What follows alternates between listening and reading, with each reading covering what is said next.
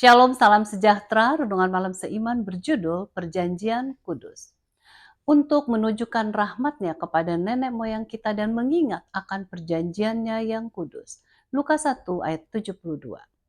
Ayat inti di atas merupakan satu ungkapan pujian dari Zakaria setelah Yohanes anaknya lahir dan ia bisa lagi berbicara.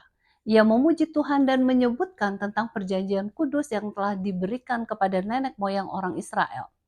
Perjanjian tersebut adalah perjanjian yang sama yang Tuhan berikan kepada Adam ataupun Abraham dan para nabi yang lain, yaitu mengenai kedatangan Mesias.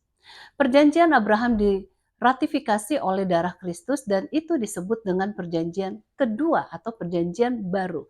Karena darah yang dengan ia dimeteraikan ditumpahkan dengan darah perjanjian pertama. Mengetahui bahwa perjanjian baru itu sah pada zaman Abraham adalah bukti dari fakta bahwa perjanjian itu kemudian dikonfirmasikan Tuhan baik oleh janji maupun oleh sumpahnya. Kita lihat Ibrani 6 ayat 18 disebutkan dua hal yang tidak dapat diubah di mana mustahil bagi Allah untuk berbohong. Lebih lanjut, SDA Bible Commentary menerangkan mengenai Lukas 1 ayat 72 bahwa perjanjian kudusnya ialah perjanjian kekal yang dinyatakan kepada Adam dan Hawa di Taman Eden, kepada Nuh setelah air bah, kepada Abraham dan keturunannya, dan kepada semua yang setia sepanjang zaman.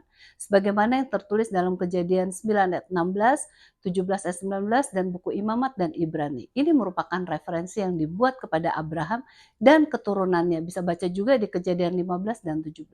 Sangat jelas sekali bahwa perjanjian Tuhan yang kudus tersebut adalah perjanjian akan Yesus yang akan memberikan keselamatan kepada manusia dan memberikan kesucian kepada hati dan kehidupan kita. The Desire of Ages halaman 161 mengatakan, hanya Yesus yang dapat menyucikan Ka'bah hati dari jiwa. Yesus adalah sumber dari kasih karunia dan kegenapan perjanjian kudus kepada manusia.